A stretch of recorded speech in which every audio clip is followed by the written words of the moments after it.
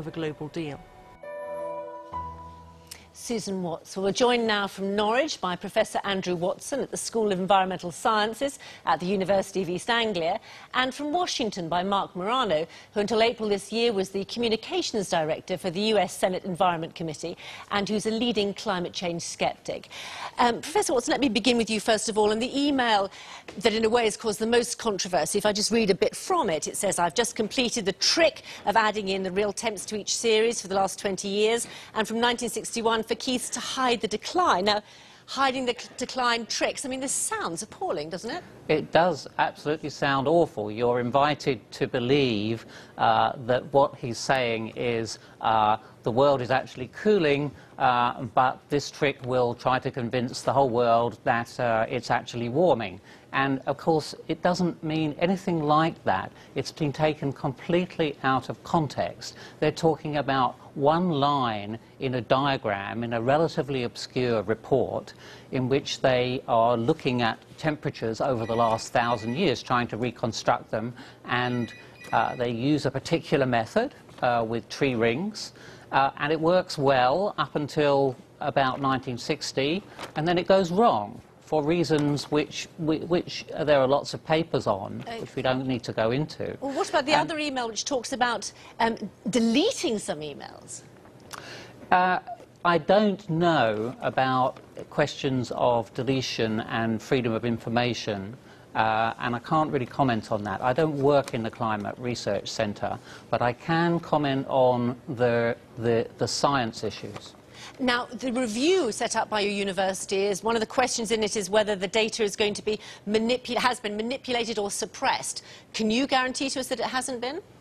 I am absolutely confident, firstly, that no data, raw data has been lost, and secondly, that my colleagues would not have manipulated the fundamental data. They have not done that. They have occasionally tweaked a diagram so that in the case of the decline thing, they plotted real temperature data from thermometers along with their tree ring data. OK, well, let's hear whether those explanations satisfy Marc Morano. It's a question of tweaking.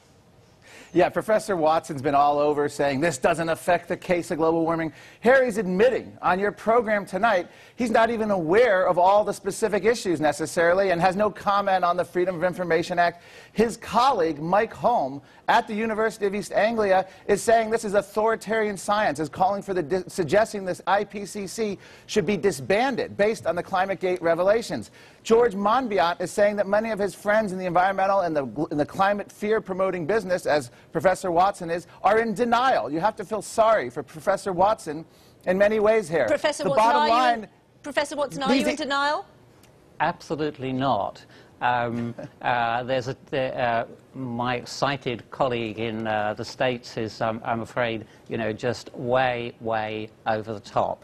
You've got to look at this. You've got to look at this rationally. What's happening here is that because the skeptics can't attack this science, they are attacking the character. They're using character assassination on the scientists who are doing it. In fact, wow, Marc Morano, the climate change secretary here, said today that one string of emails doesn't undermine the science. Of course it doesn't. No, but it exposes the manufactured consensus. So, Professor Watson, what do you think of Mike Holm's call saying this is authoritarian, that this is partisan, that it exposes it, suggesting the UN has run its course? What do you think of Edward Zerwato, a UN scientist, who says that now that he can't believe what's happened here, and he is also saying, along with Hans von Storch, that they should Jones should be banned. That Jones should be banned from the process, sir. You can't act as though this is skeptics. Your fellow colleagues are saying this. Let him answer your question. Will you stop shouting? Sure, I'll stop shouting. Oh, good. I don't agree with Mike Hume that the IPCC has run its course, and I don't agree with a number of those people. The thing that, but what I would agree with is that the science. Will you shut up just a second?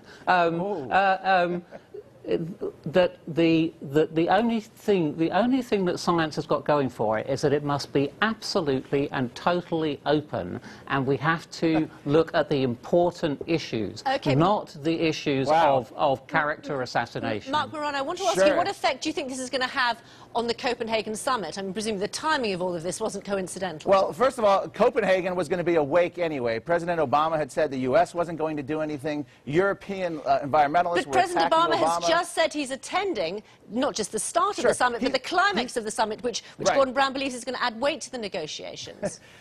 He's probably attending because they're circling the wagons because of the magnitude of this scandal. You have UN scientists turning on UN scientists. This is the upper echelon of the UN, and it's been exposed as the best science politics and activists can manufacture. Professor Watson's whole argument is, trust me, Professor Watson, this is a disaster, isn't it, for the people campaigning on climate change? It's a real setback, not because there's anything wrong with the science, but because the character assassination and the temperature of the debate, which you can just see from our colleague in America, is just obscuring the important issue, which has the world warmed in the last 100 years or not? We'll have to leave this, as you both said, a very heated debate, literally. We'll have to leave it there. Thank you very much indeed, Marc Morano and Professor Andrew Watson from the UA. What an asshole.